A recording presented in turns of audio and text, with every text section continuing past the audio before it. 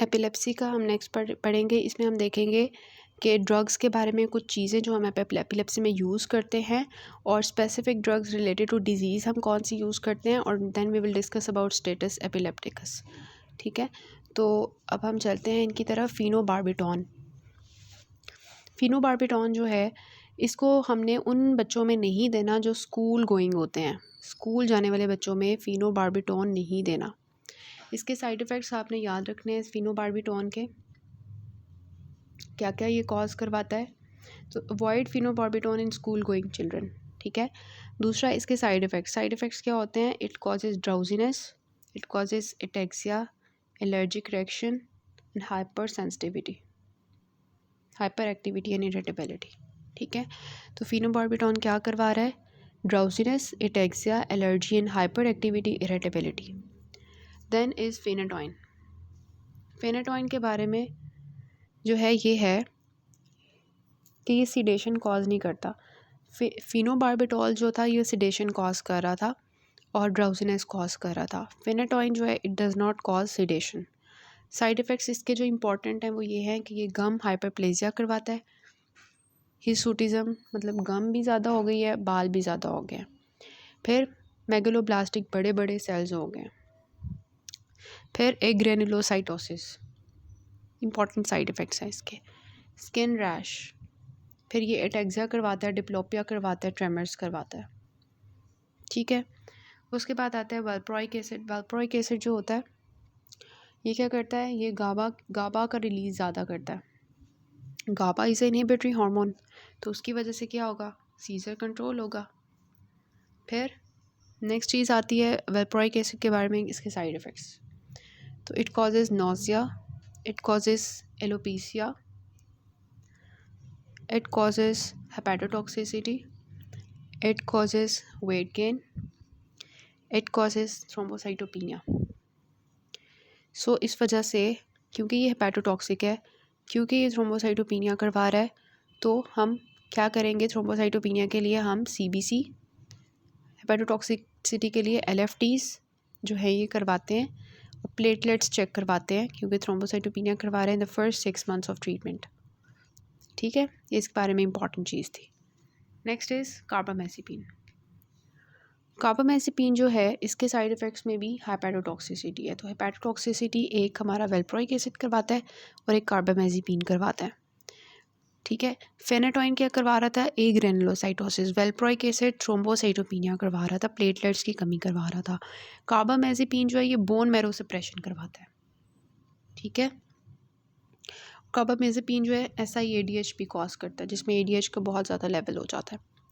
इसके अलावा ये रैश करवाता है, एटेक्सिया, डिप्लोपिया करवाता है। इसके लिए भी कार्बामेज़ेपिन के लिए भी, क्योंकि ये हेपेटोटॉक्सिक है तो LFTs करवाएंगे, क्योंकि ये बोन मैरो सप्रेशन करवाता है तो CBC और प्लेटलेट्स जो हैं हम फर्स्ट 6 months ऑफ ट्रीटमेंट करते हैं, जस्ट लाइक वेल्प्रोइक एसिड। ठीक हो गया, तो बोन मैरो सप्रेशन कौन करवा रहा है, कार्बामेज़ेपिन। SIADH क्या कौन करवा रहा है, कार्बामेज़ेपिन। फिर आता है लेमोट्रिजीन जो होता है ये हम एडजंक्टिव ट्रीटमेंट यूज़ करते हैं, इसको अकेले नहीं यूज़ करते। अगर सीजर्स पोअरली कंट्रोल्ड हैं तो हम किसी ड्रग के साथ इसको ऐड कर देते हैं। और रिफ्रैक्टरी सीजर्स जो होते हैं, जो किसी भी चीज़ से कंट्रोल नहीं हो रहे होते, उस केस में हम विगाबैट्रिन यूज़ करते हैं। ठीक है, तो रिफ्रैक्टरी सीजर्स जो हैं उनमें कौन सी ड्रग यूज़ करते हैं, विगाबैट्रिन। तो ये कुछ थी हमारी ड्रग्स के बारे में चीज़ें और उनके साइड इफ़ेक्ट्स जो आपको आने चाहिए। नेक्स्ट इज़ कि हमने डिज़ीज़ में कौन सी ड्रग यूज़ करनी है। ग्रैंड मॉल, जिसमें टॉनिक लॉनिक फिट्स पा रहे थे बेबी को, बच्चे को, तो हमने क्या दिया उसके लिए, वेल्प्रोइक एसिड। ठीक है, वेल्प्रोइक एसिड आपने सबसे पहले याद रखना है। वेल्प्रोइक एसिड किसके लिए, वेल्प्रोइक एसिड ग्रैंड मॉल। ठीक है, एक बहुत बड़ा मॉल है और उसके ऊपर वेल्प्रोइक लिखा हुआ है, वेल्प्रोइक बॉल। ठीक है, मॉल बॉल ऐसे भी याद रख सकते हैं, ग्रैंड मॉल बॉल, बहुत बड़ी बॉल है, किसी भी तरह याद कर लें। देन कार्बामेज़ेपिन ऐड कर लें, फिनोबार्बिटॉन, फेनाटॉइन। ये फिनोबार्बिटॉन और फिनाटोइन तो आपने जो है ना बच्चों में याद रखना है इन दोनों दवाइयों को। कार्बामेज़ेपिन, पैरासिटामोल का आपको पहले भी पता है कि इथोसक्सामाइड होता है एब्सेंट सीजर्स में ड्रग ऑफ चॉइस, साथ में वेल्प्रोइक ऐड कर लें। फिर होते हैं फोकल सीजर्स। फोकल सीजर्स के लिए कार्बामेज़ेपिन है, ठीक है। फोकल एक छोटा सा एरिया है, उसके लिए हम कार्बामेज़ेपिन से उसको मार सकते हैं, ठीक है। एफ सी याद कर सकते हैं इस तरह। बाद में कार्बामेज़ेपिन इसके लिए आप याद रख रहे हैं। वेल्प्रोइक और फेनाटोइन सेकेंडरीज हैं। फिर आता है मायोक्लोनिक। मायोक्लोनिक जो है उसके लिए भी वेल्प्रोइक है, जस्ट लाइक ग्रैंडमॉल की तरह, लेकिन मायोक्लोनिक के लिए जो एक्स्ट्रा है दैट इज़ क्लोनाज़ेपिन, क्लोनाज़ेपाम, ठीक है। इन्फेंटाइल के लिए क्या है, ACTH, प्रेडनिसोलोन। और साइकोमोटर के लिए क्या है, कार्बामेज़ेपिन। जो चीज़ें याद करने वाली है ना वो याद कर लें, important. Grand mal, valproic acid, paracetamol, ethosuximide, focal, carbamazepine, myoclonic, clonazepam, ठीक है। ये चीज़ें तो इस तरह से आपने ड्रग्स याद कर ली। कौन सी डिज़ीज़ होगी उसके केस में हम क्या देंगे। Next is status epilepticus. Status epilepticus क्या होता है कि अगर एपिलेप्सी का जो अटैक है वो 30 मिनट्स तक है या उससे भी लंबा है और दरमियान में पेशेंट की जो कॉन्शियसनेस है वो बहाल नहीं हुई, ठीक है, तो क्या है, सिंगल जनरलाइज्ड और series of tonic clonic convergence lasting 30 minutes or longer without intervening right return of consciousness। Patient बेहोश पड़ा हुआ है या फिर उसको टॉनिक क्लॉनिक फिट्स पा रहे हैं, 30 मिनट से ज़्यादा का टाइम हो गया या 30 मिनट हो गए, दिस इज स्टेटस एपिलेप्टिकस। वैसे हमने क्या कहा था कि टॉनिक फ्यू सेकेंड्स का होता है, क्लॉनिक 5 मिनट्स तक का होता है, उसके बाद पेशेंट कंफ्यूज रहता है कुछ घंटों तक, यही चीज़ थी। लेकिन अगर वो 30 मिनट्स तक चलता जा रहा है without intervening return of consciousness, this is status epilepticus. अब स्टेटस एपिलेप्टिकस जो है वो दो तरह का हो सकता है, कन्वल्सिव हो सकता है, नॉन कन्वल्सिव हो सकता है, ठीक है। मतलब कन्वर्जेंस हो भी सकती है, नहीं भी हो सकती। उसके बाद आती है कॉज। न्यूनेट्स में स्टेटस एपिलेप्टिकस की कॉज क्या है, hypoxic ischaemic encephalopathy, infections, haemorrhage, metabolism disorders, congenital malformations, pyridoxine deficiency, independency. बच्चों में क्या है कॉज, बच्चों में क्या कॉज है, infections, anti conversion withdrawal, simple febrile seizures, metabolic disturbances, congenital malformations, trauma, epilepsy. नहीं जाने की ज़रूरत, टियोलॉजी में वही कॉजेज़ है। ट्रीटमेंट इंपॉर्टेंट है स्टेटस एपिलेप्टिकस का। सबसे पहले देखें पेशेंट जो है उसकी हमने इनिशियल स्टेबलाइजेशन करनी है, पहले 10 मिनट के अंदर इनिशियल स्टेबलाइजेशन, जिसमें उसकी सपोर्टिव थेरेपी होगी। सपोर्टिव थेरेपी आपको पता है एयरवे, ब्रीदिंग, सर्कुलेशन, यही होती है। तो एयरवे मेंटेन कर लें उसकी, ओरली या इंट्यूबेशन पे लगा दें, EGD डाल दें, फिर उसकी ब्रीदिंग, उसको ऑक्सीजन दें टू प्रिवेंट हाइपोक्सिया, सर्कुलेशन उसकी पल्स एंड BP मॉनिटर करके उसको ठीक करें, पोजीशन उसकी इस तरह रखें कि उसकी एस्पिरेशन ना हो, ठीक है, लेफ्ट लेटरल पोजीशन पर उसको लटा दें फॉर एग्जांपल, ठीक है। फिर उसकी ग्लूकोज मॉनिटरिंग करें, टेम्परेचर मॉनिटरिंग करें, वीनस एक्सेस IV लाइन पास करें, ब्लड टेस्ट करवा लें, glucose, electrolytes, calcium, magnesium, anti convergence, ठीक है।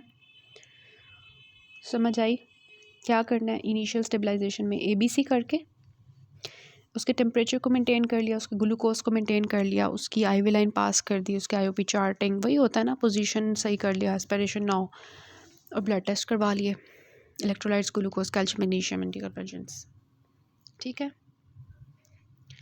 तो ये हमारी होगी इनिशियल मैनेजमेंट। फिर होती है ड्रग थेरेपी।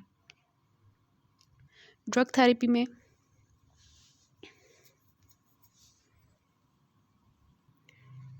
ड्रग थेरेपी में वी हैव दीज, जो हम यूज़ करते हैं स्टेटस एपिलेप्टिकस के लिए। इनिशियल स्टेबलाइजेशन के बाद जो ड्रग्स यूज़ होती हैं उसमें IV या रेक्टल हम डायज़ेपाम देंगे, डायज़ेपाम, ठीक है।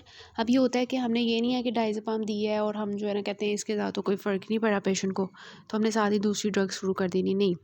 जब एक ड्रग हम सेलेक्ट करते हैं तो उसको थोड़ा सा टाइम लगेगा एक्ट करने के लिए, ठीक है। फिर हमने दूसरी सेम मेडिकेशन को ज़्यादा करना है या दूसरी मेडिकेशन यूज़ करनी है। तो डायज़ेपाम दिया IV रेक्टल, ठीक है। डायज़ेपाम क्या करेगा, उसके मसल्स को थोड़ा सा रिलैक्स करेगा।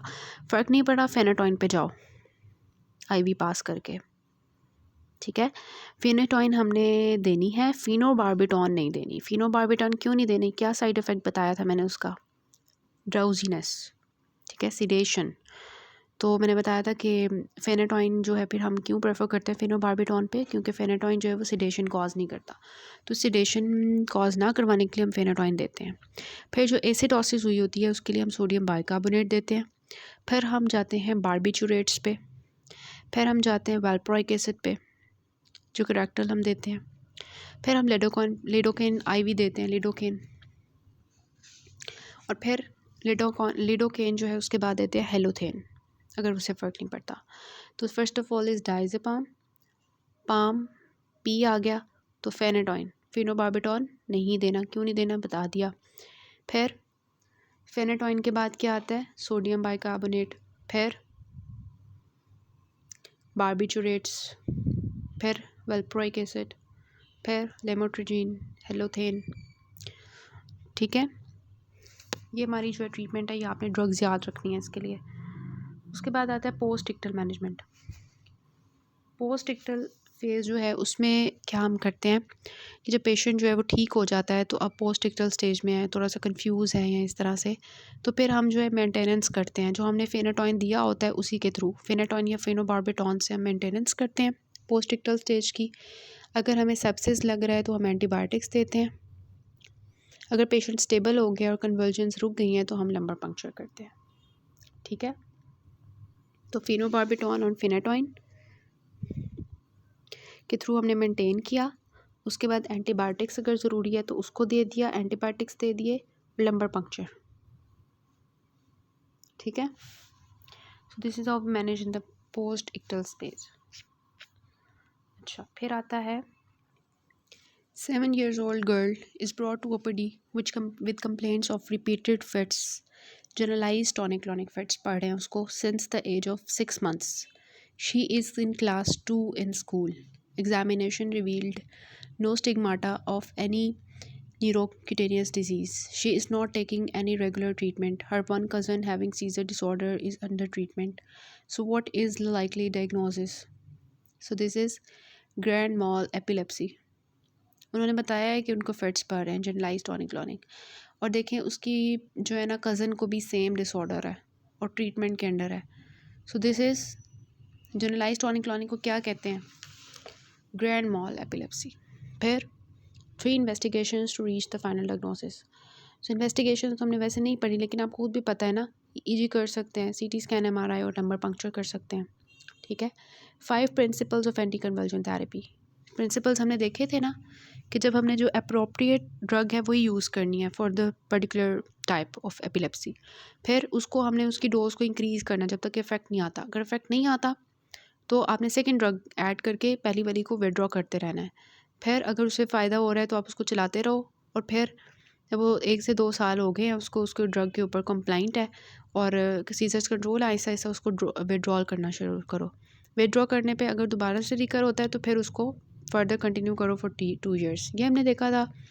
और एडवाइस करनी है उन्हें मदर उनको कि हमने न्यूरोलॉजिकल असेसमेंट करते रहना है और जो है इस तरह से, और ड्रग लेवल्स जो हैं, ब्लड लेवल्स, उनको हमने चेक करना है किन लोगों के अंदर, वो लिखने की ज़रूरत नहीं है लेकिन आप इस तरह से करो। सो this is how you attempt this question.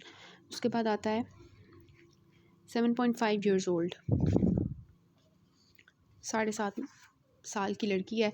History of episodes of inattentiveness for the last couple of months, और 10 से 15 सेकंड का ये जो है ना एक पीरियड होता है उसका, और एक दिन में बहुत दफ़ा होता है। नो हिस्ट्री ऑफ फॉल और jerky movement of bowel and bladder incontinence during these episodes.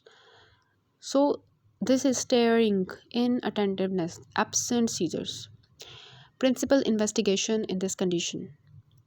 Principal investigation क्या है, ईईजी करेंगे। ईईजी में आपको क्या मिलेगी, characteristic finding, spike wave pattern of 3 per second frequency जो है मिलेगी, ठीक है।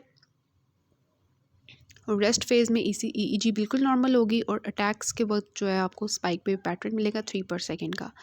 उसके बाद आता है कि प्रिंसिपल ऑफ मैनेजमेंट ये होगा कि during attacks there is characteristic spike wave pattern per 3 per second, और करेक्टरिस्टिक फाइंडिंग क्या है कि EEG is normal during in epilepsy during this phase, rest phase.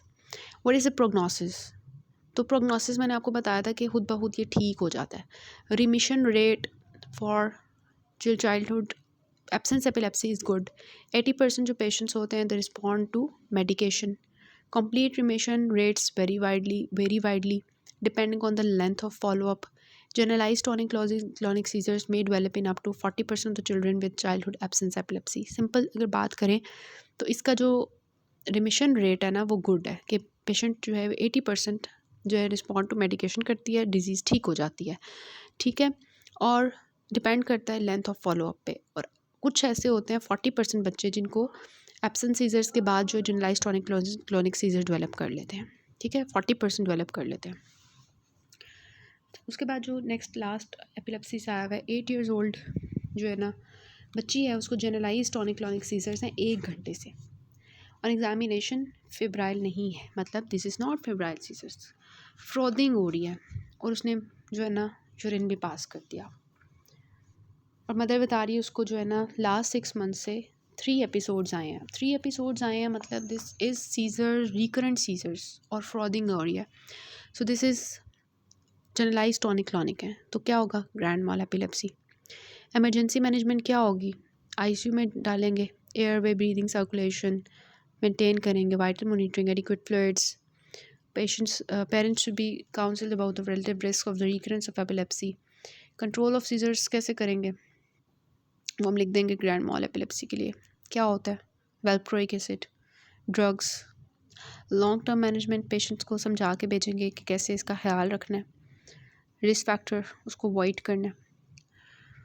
उसके बाद psychological interventions, routine vitamins, yoga, बच्चों का कैसे ख्याल रखना है बच्चों ने, माँ ने, ठीक है। So this is about the epilepsy. तो इसमें आपने बताना है इमरजेंसी मैनेजमेंट और लॉन्ग टर्म मैनेजमेंट, ठीक हो गया। अब नेक्स्ट टाइम सेरिब्रल पाल्सी करते हैं।